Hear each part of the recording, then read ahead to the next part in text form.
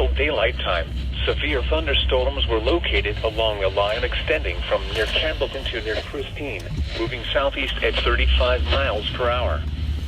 Hazard, 60 miles per hour wind gusts and quarter-size hail.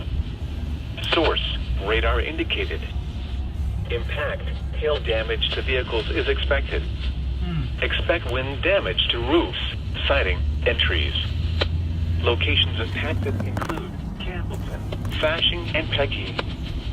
For your protection, move to an interior room on the lowest floor of a building. We better go get in the ditch. It's in southeastern Atascosa County.